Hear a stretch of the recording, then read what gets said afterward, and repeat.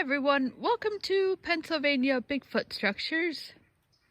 So I'm trying to finish off the complex today, and so I'm back over here by the right angle, and so I just want to close off the complex because today I've just been really running out of batteries, and I always like to finish off my videos, so you'll see this three-part series as A, B, and C. Now I'm over here, and I have to go back and check because I don't know if that's something that's new here.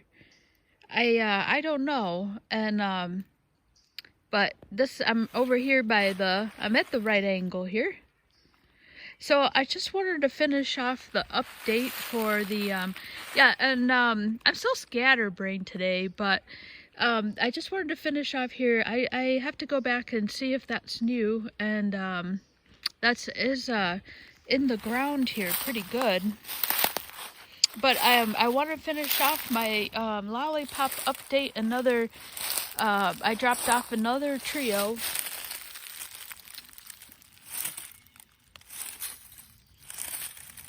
So that's in the ground pretty good there. And that is, so I'm going to show where we are. I hear a motorcycle coming, so there's the road. You can just see how close I am. He's coming by. Alright, I hope he doesn't. That's quite a bit of speed there. Alright, so that is going off there. So I want to finish off my thought on the Lollipop. I've got 15% of battery left, so I think I can tackle this. And so the video left off with the ant climbing up the ant climbing up the tree. And so a couple weeks ago I taped the complex, but I wasn't very pleased with how it went, so I decided to scratch it, and that's when I saw all the deer poop. And then there was so I always get my lollipops. I found a tree here, so I got my lollipops, and on one of the lollipops, the ants had gotten into the lollipop. They were all three were intact, and the ants they found themselves into the lollipop. You know, like the head, the wrapper was still in there, so the wrapper was still on the lollipop. The whole lollipop was intact, and the ants had found themselves inside. Somehow they found themselves inside the wrapper. So that's just the observation for the lollipops. And then so today, what happened this week with the lollipops? So just another update on the lollipop. What happened this week? So the other three that I found. So let's pretend this is the base of the tree there, of my gifting tree by the asterisk. So today this is what I found.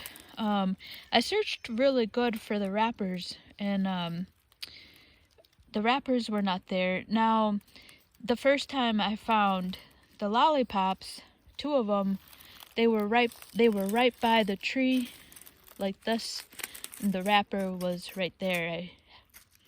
Now today, they were not like this. They were kind of how I would expect to find them. You know, they were like strewn, and I really had to look underneath the trees and grab them. So that's how they were today. Now, the wrappers were not there today. I looked really good for them. And the other part to mention about not finding the wrappers is in this part of Pennsylvania. The last time we had rain was about 3 weeks ago, when that massive front came through, or the low, and that was the last time this area we've seen rain.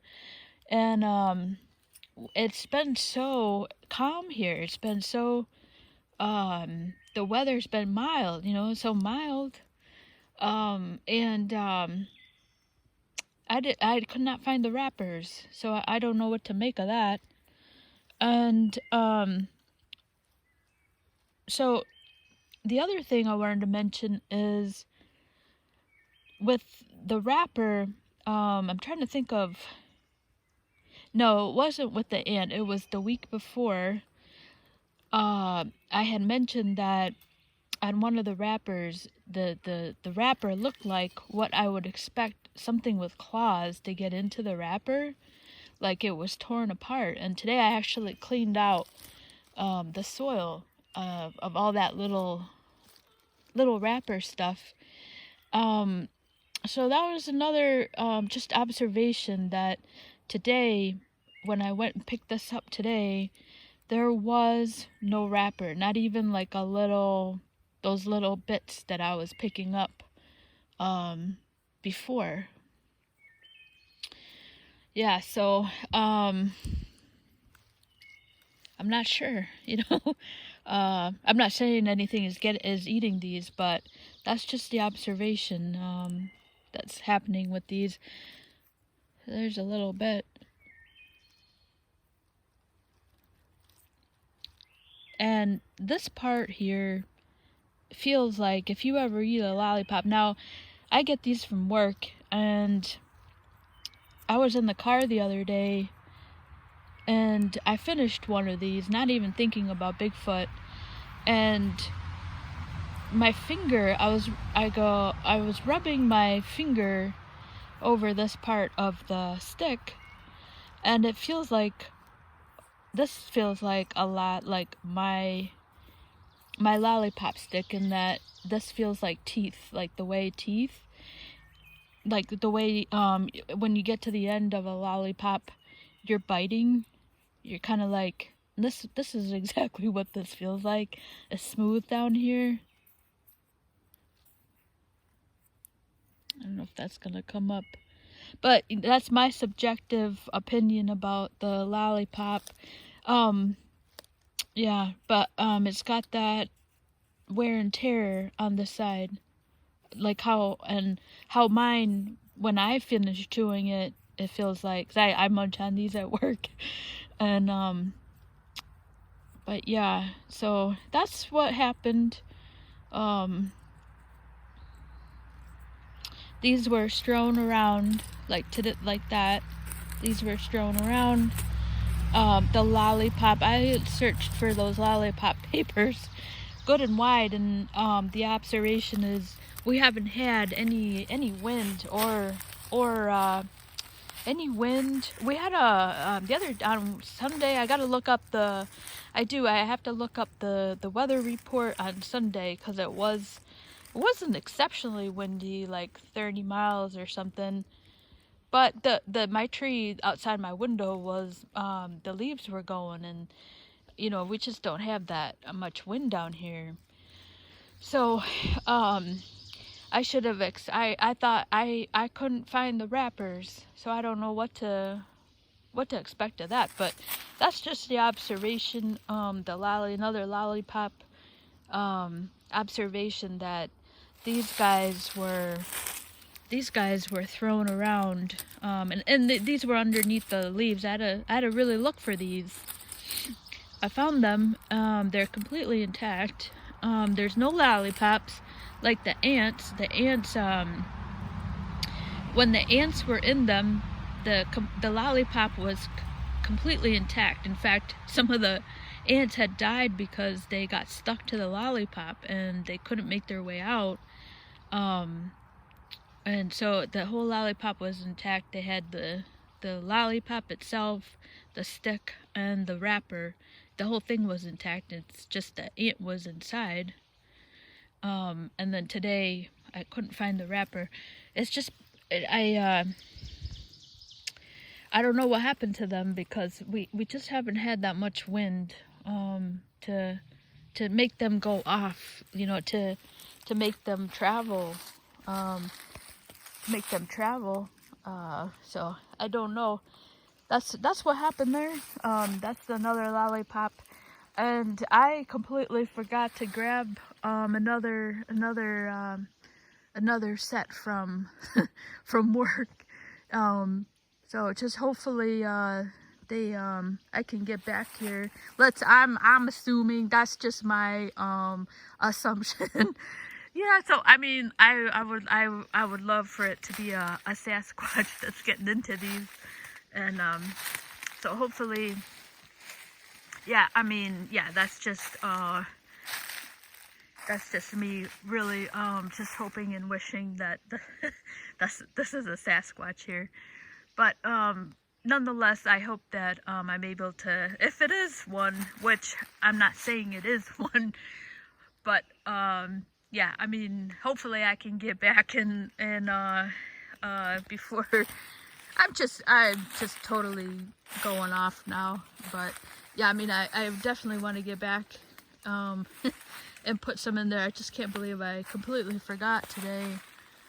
So there's the right angle, and I'll check on this and see if this is something new. And I'm not gonna say that's new because I have a terrible memory. So, but that's the right angle here. I'm just on my way out, and so this will be part C of this, trying to finish up the complex over there. All right. So hopefully you've enjoyed this video. I don't think I have any new updates. Oh yes, the Smoky Mountains, that's coming up in 2 months from yesterday. I'll be heading off, so I'll have lots of probably, hopefully, great information. And the other thing I wanted to mention was, if you haven't checked out, Jeff Meldrum was on Bigfoot and Beyond, episode 200. That was a really good episode also. He had really a lot of good information, and he was talking about the what the hell was he talking about? He was talking about the pelvis on Patty, and he was talking about how when that film came out, that got the people, the skeptics were making fun of the people who they thought had, you know, put that together, because they said, well, they put a man in a suit with breasts, but it walks like a man. And so it was really interesting.